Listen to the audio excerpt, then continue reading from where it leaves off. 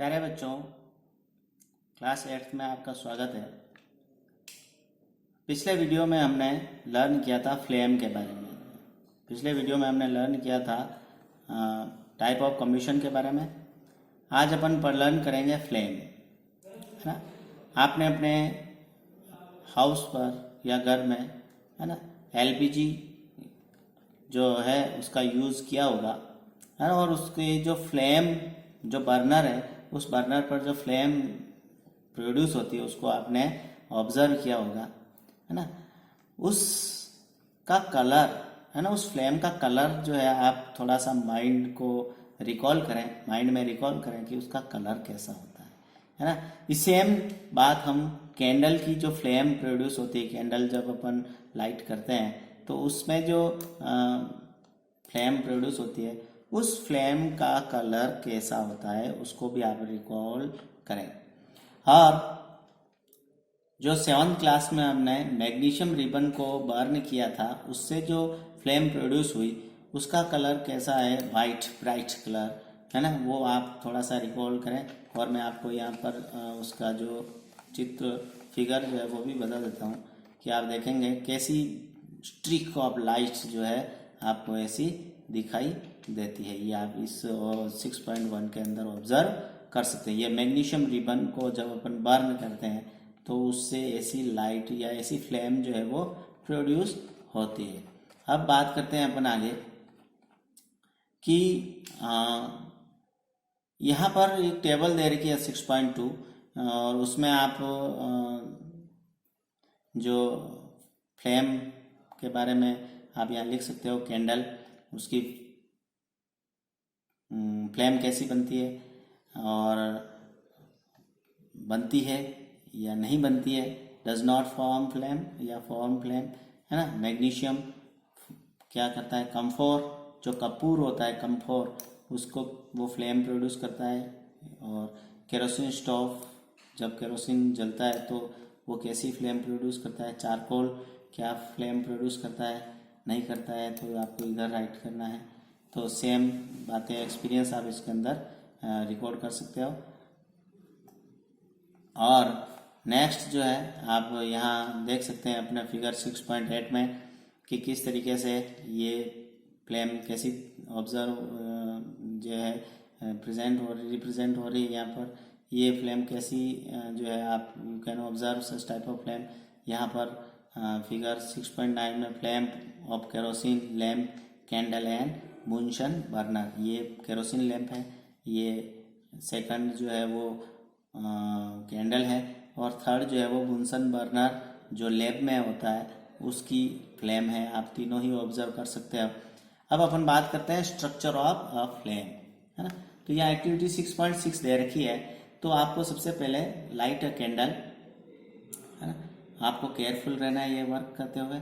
और hold a glass tube with a pair of टंग, है ना, टंग की हेल्प से आप ग्लास ट्यूब को होल्ड करें। और and introduce its one end in the dark zone of a non-flickering candle flame. Flickering आप देख सकते हो, ये जो कैंडल है ये जो इसका डार्क जोन है ये वाला, है ना। इस ये जो नॉन फ्लिकरिंग, जो फ्लिकरिंग नहीं कर रही है, ऐसी कैंडल की जो फ्लेम है उसमें आपने जो ग्लास ट्यूब लिया था उसको यहाँ पर होल्ड करना है, एंटर करवाना है ना। और bring a lighted match stick near the other end of the glass tube। ये देखो आप इस फिगर के अंदर जो बातें अपन कर रहे हैं ये सेम ये बात यहाँ हो रही है। ये ग्लास ट्यूब है, इसको एक तरफ रखा है यहाँ पर, और दूसरे एंड जो है ये बीच में होलो है, इसमें से जो गैस वगैरह इधर पास हो सकती है ना। और अदर जो एंड है वहाँ पर आपने क्या किया, bring a lighted match stick near the other and. इस दूसरे एंड पर आपने लाइटेड मैच स्टिक जो है लगाई। डू यू सी फ्लेम, तो यहाँ पर फ्लेम प्रोड्यूस हुई, देखी क्या। तो if so what is it that produce a flame, notice that the wax near the heated wick metal quickly, है ना। तो आप देखोगे कि यहाँ पर भी फ्लेम प्रोड्यूस होती है सेम, है ना। जैसी फ्लेम आपको यहाँ पर ऑब्जर्व हुई वैसी फ्लेम यहाँ पर भी आपको इस अदर एंड पर भी नजर आएगी। You can observe such type of flame on the other and, है ना। तो ये वो क्या है, what is that, they produce a flame, जो जिसने फ्लेम को प्रोड्यूस किया, है ना। द वैक्स, है ना, क्या है वो, wax near the heated wick melt quickly. आप यहाँ देखोगे, यहाँ से जो है ना, ये जो पोर्शन है इस कैंडल का, यहाँ पर जो है जो वैक्स है वो क्विकली मेल्ट होता चला जाता है ना, पिघलता चला जाता है। The substances which vaporise during burning give flames, है ना। वो सब्सटेंसेज जो बर्निंग होने पर वेपोराइज्ड होते हैं वो फ्लेम प्रोड्यूस करते हैं, और जो वेपोराइज्ड नहीं होते वो फ्लेम प्रोड्यूस नहीं करते हैं। Example, kerosene oil and molten wax, है ना, rise through the wick and are vaporised during burning and form flame. आप देखो केरोसिन है, वो भी आप जो चिमनी होती है उसमें आप देख सकते हो, जहाँ पर चिमनी का है उसके अंदर एक वो थ्रेड होता है, उसमें से केरोसिन जो है वो बर्न होने पर उसको जब हम लाइटेड करते हैं तो वहाँ से वेपोराइज होता है और वो फ्लेम प्रोड्यूस करता है। सेम कंडीशन आप इसमें भी देख सकते हो, कैंडल में भी इस तरीके से फ्लेम प्रोड्यूस होती है और ये वैक्स जो है वो वेपोराइज होता है। Charcoal on the other hand does not vaporise and so does not produce a flame. Charcoal vaporise नहीं होता है, इसलिए ये फ्लेम प्रोड्यूस नहीं कर सकता है। इन एक्टिविटी 6.6, कुड अ वेपोराइज्ड और wax coming out of the glass tube be the cause of flame produce.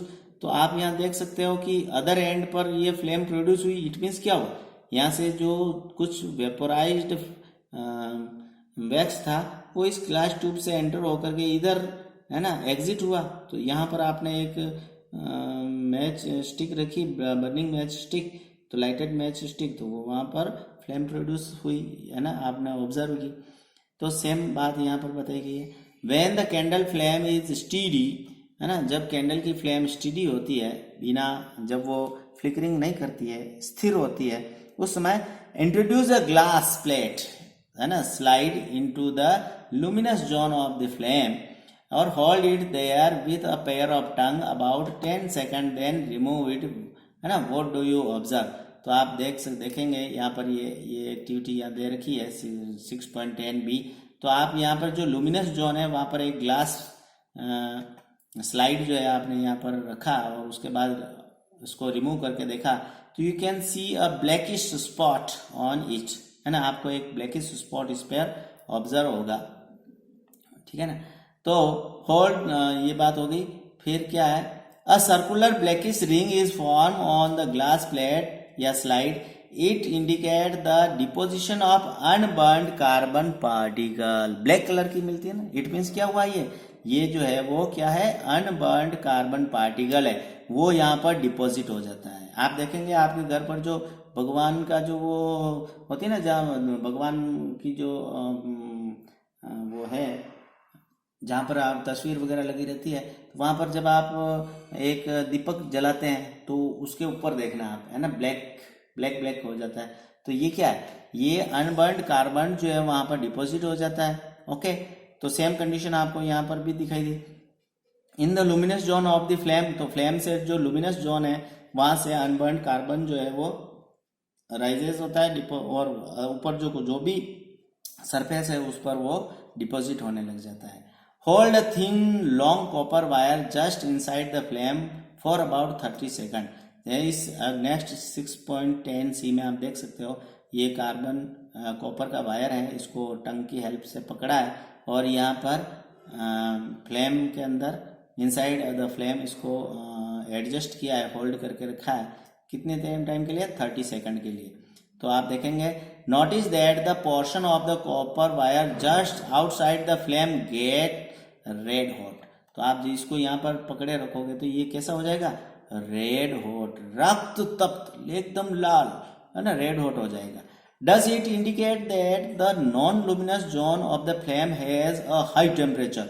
और इससे आपको क्या मतलब ये क्या इंडिकेट करता है कि ये जो नॉन लुमिनस जोन है, ये वाला जोन, है ना, फ्लेम का ये वाला जोन जो है वो नॉन लुमिनस जोन कहलाता है, और ये जो है वो उसके अंदर जो है बहुत ही हाई टेम्परेचर होता है ना। नॉन लुमिनस जोन का टेम्परेचर जो है, फ्लेम की नॉन लुमिनस जोन का टेम्परेचर बहुत ही हाई होता है। In fact this part of the flame is the hottest part, इसलिए ये वाला पार्ट है फ्लेम का वो हॉटेस्ट पार्ट कहलाता है। Goldsmith blow the outermost zone of a flame with a metallic blow pipe for melting gold and silver, है ना। ये बात कही गई है जो इस फिगर 6.11 में बता रखी है। आप देखो ये गोल्ड स्मिथ है, ये ना, इसमें इसने क्या कर रखा है, यहाँ पर एक गोल्ड का कोई छोटा सा पीस रख रखा है, और ये इधर एक बर्नर है, उस बर्नर से फ्लेम प्रोड्यूस हो रही है, और इसके मुंह में माउथ के अंदर एक पाइप है। इस पाइप के थ्रू वो क्या कर रहा है, एयर ब्लो कर रहा है, और वो एयर ब्लो किस पर कर रहा है, इस फ्लेम के ऊपर। और ये फ्लेम जो है इस एयर के थ्रू जो है इस गोल्ड का जो पीस है इसके ऊपर जाती है, और वो भी कौन सी फ्लेम का कौन सा पार्ट, नॉन लुमिनस वाला पार्ट, यानी आउटर मोस्ट पार्ट। और जब ये आउटर मोस्ट पार्ट जब इस गोल्ड की जो पीस है उसके ऊपर गिरेगा तो ये मेल्ट हो जाएगा, क्योंकि इसके अंदर बहुत ही हाई टेम्परेचर होता है ना, इसलिए ये यहाँ पर मेल्ट हो जाता है। ओके, तो गोल्ड स्मिथ ने वाली एक्टिविटी से आप देख सकते हो, आपने कभी ऐसा ऑब्जर्व भी किया होगा मार्केट में गोल्ड स्मिथ की शॉप पर।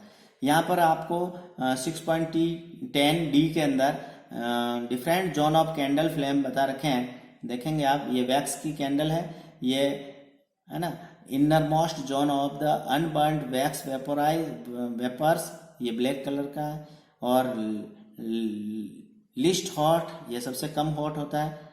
फिर इसके ऊपर आप देखो मिडिल जोन ऑफ पार्शियल कम्बिशन, इसका कलर येलो होता है, और मॉडरेटली हॉट, ये इससे ज़्यादा हॉट होता है। और फिर थर्ड वाला पार्ट आप देखोगे आउटर जोन ऑफ कंप्लीट कम्बिशन, इसका कलर ब्लू होता है। और ये hottest part of the flame का सबसे ज़्यादा गर्म पार्ट है, हॉटेस्ट पार्ट है। इस चित्र को आप अच्छे से याद कर लें, ये एग्जाम में मोस्टली पूछा जाता है, कौन सा पार्ट हॉटेस्ट है, कौन सा मॉडरेटली हॉटेस्ट है, और लिस्ट हॉटेस्ट पार्ट कौन सा होता है, और उसका उस जगह फ्लेम का कलर जो है, उस प्लेस पर फ्लेम का कलर कैसा होता है, वो भी कभी कभी पूछा जाता है। तो ये फ्लेम के बारे में हमने जानकारी ली। अब अपन पढ़ेंगे what is a fuel, fuel क्या होता है। Recall that the source of heat energy for domestic and industrial purpose, है ना, क्या है, source of heat energy for domestic and industrial purpose are mainly क्या क्या है, वुड, चारकोल, पेट्रोल, केरोसिन, ये सभी क्या है, ये सोर्स ऑफ हीट है, सोर्स ऑफ हीट एनर्जी है। कहाँ कहाँ के लिए, डोमेस्टिक और इंडस्ट्रियल पर्पज के लिए। These substances are called fuel, ये सब्सटेंसेज क्या कहलाता है, फ्यूल्स कहलाते हैं, फ्यूल कहलाते हैं। A good fuel is one, और बेस्ट फ्यूल किसको मानेंगे, a good fuel is one which is readily available, है ना, रेडीली अवेलेबल, जो इजीली हमें अवेलेबल हो जाए, कम मेहनत में हमारे पास जो अवेलेबल हो जाता है वो गुड फ्यूल कहलाता है। इमेजिन आप फॉरेस्ट के अंदर हैं तो वुड जो है आपके लिए बहुत ही अच्छा फ्यूल हो सकता है। इमेजिन आप एक सिटी के अंदर रह रहे हैं तो एलपीजी जो है आपके लिए बेस्ट फ्यूल होगा, है ना। तो दूसरा और भी अपन देख सकते हैं गुड फ्यूल की कौन कौन सी प्रॉपर्टी होती है, कि फर्स्ट जो है वो है रेडीली अवेलेबल, दूसरा है इट इज चीप भी होना चाहिए, ज़्यादा महंगा नहीं होना चाहिए। It burns easily in air at a moderate rate, है ना, ये मॉडरेट रेट से जले, ऐसा नहीं फटाक से जल करके बंद हो जाए, और या धीरे धीरे जले ही नहीं, या हीट ही प्रोवाइड नहीं करे, तो ऐसा नहीं होना चाहिए। It burns easily in air at a moderate rate, और फिर है it produce a large amount of heat, हाँ ये भी बात होनी चाहिए, large amount of heat produce करे। It does not leave behind any undesirable substances, है ना, कोई वेस्ट ज्यादा नहीं छोड़े, तो ऐसा जो है वो बेस्ट ही फ्यूल कहलाता है। There is probably no fuel that could be considered as an ideal fuel, तो हम किसी भी एक पर्टिकुलर फ्यूल को हम आइडियल फ्यूल नहीं मान सकते। We should look for a fuel which fulfils most of the requirement for a particular use. आप क्या काम में उस फ्यूल को लेना चाह रहे हो, तो आपकी जो फुलफिल्स है उनमें से ज़्यादा फ्यूल को मतलब ज़्यादा से ज़्यादा डिज़ायर है या ज़्यादा से ज़्यादा रिक्वायरमेंट है, उसको जो फुलफिल कर सके वो फ्यूल जो है वो आपके लिए मोस्ट आइडियल फ्यूल कहलाएगा, है ना। Fuels differ in their cost, है ना। Some fuels are cheaper than others, ये मान सकते हैं अपन, कुछ सस्ते होते हैं कुछ महंगे होते हैं। Make a list of fuels familiar to you, आप ऐसी लिस्ट भी बना सकते हो। अब नेक्स्ट चैप्टर में अपन फ्यूल एफिशिएंसी के बारे में बात करेंगे। नेक्स्ट वीडियो के अंदर हम फ्यूल एफिशिएंसी के बारे में पढ़ेंगे। Thank you.